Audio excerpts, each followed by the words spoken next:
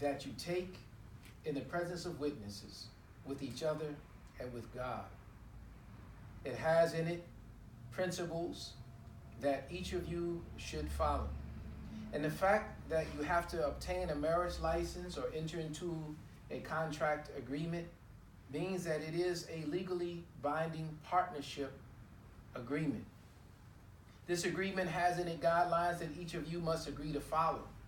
There are things in this agreement that reflects your personal expectations, but there are also, and even more importantly, guidelines that you must follow because there are instructions and guidelines set to you by God. You both have rights and responsibilities that are associated with this partnership agreement. And your marriage should be just what the title implies, a partnership. There should be no big I's or little U's. God has made you both equal to each other, equal but diverse in your natures. Rahman, God has charged you with the responsibility of being the protector and the provider for your wife.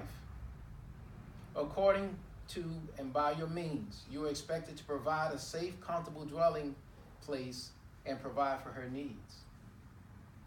Although she may work and make money, you are ultimately responsible to assure that your family needs are being met.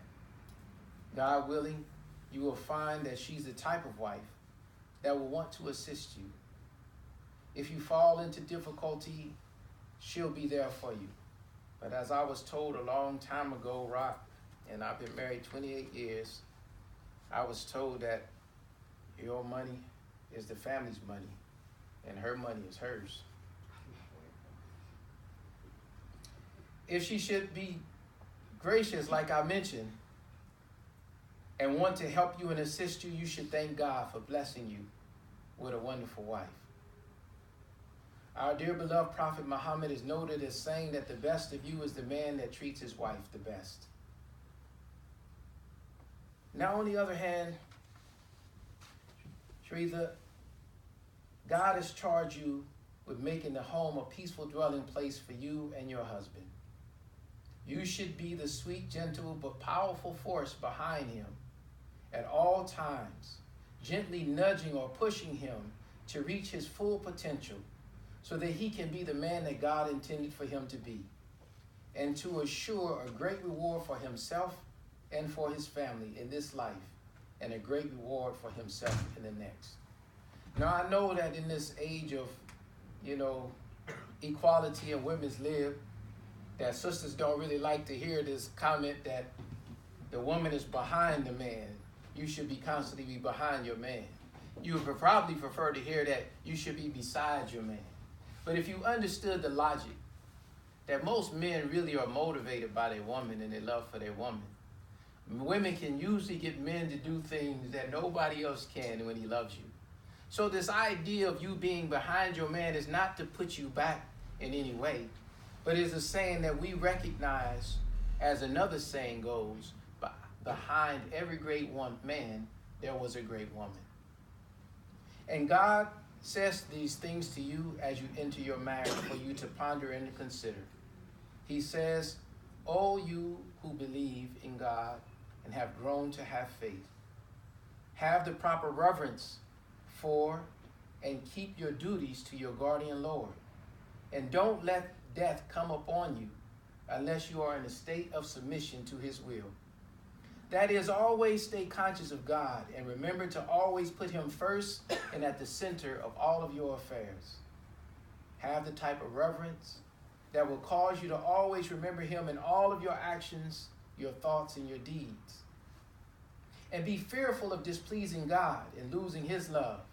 And if you develop this type of reverence for God, then Rahman, you'll find yourself a better husband, and you will find yourself a better wife. Also keep your duty to God and don't fall short in striving to live the example or be examples of the life that God calls all of his servants to. Strive both individually and as a married couple to live and die in a state of submission to God's will. Keep what you want from this life and each other in line and in accordance with what he wants and desires for you.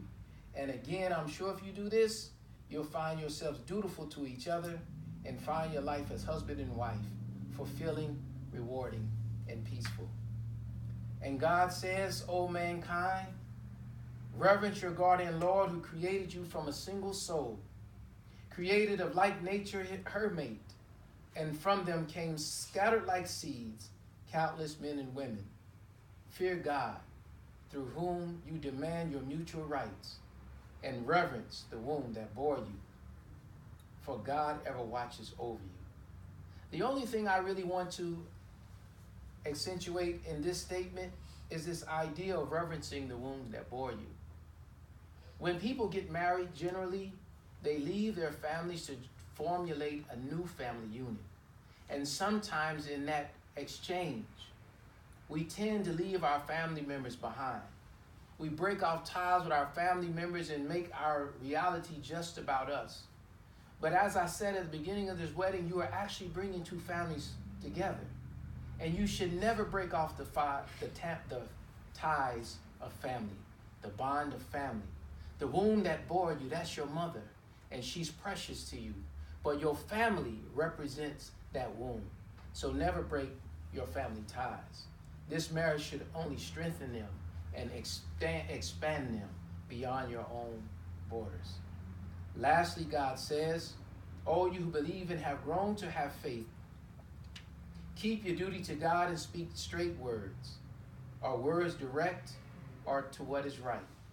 If you do this, then God will put your deeds in a right state for you, and he will forgive you your sins. And surely God speaks the truth." I've come to find in my own relationship that this advice that comes from God is very important in a relationship.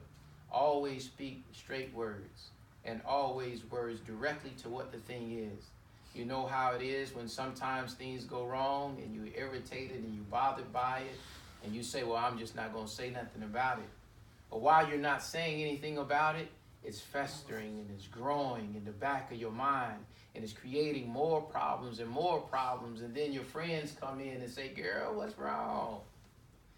And you start telling them what's wrong because you haven't talked to him about it yet. And then your girls start bringing their own insights into it, or his homeboys start telling him, man, shoot, if my girl did that, I wouldn't take that stuff. So you start getting people in your business. So God is saying the best thing for you to do is to always speak straight words. Speak directly to the issue. Don't beat around the bush. Don't let it grow and fester. Deal with your problems and the issues as they come in a loving fashion. And he said, if you do this, then he will forgive your sins and make a way easy and smooth for you.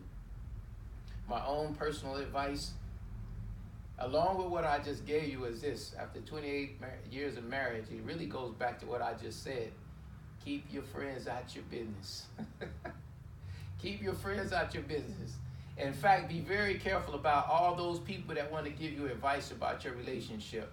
Keep in mind that most people that give you advice may have had some bad experiences, and they're advising you based on their bad experiences that may have absolutely nothing to do with your relationship. When you do seek advice, because there will be times when you need it, you should find people, family members first, that have both of your best interests at heart, that they love Rahman and they love you too. And those are the people that you turn to and you ask for advice, because they want to see you make it. They want to see you be successful. So you turn to your family members. If you can't find them, then you find a clergy person or somebody that you think will give you fair advice. But before you turn to any of them, turn to God. At this time, we've reached the moment in the ceremony that I think we've all been waiting for. And I do know that you have rings, because they're right here.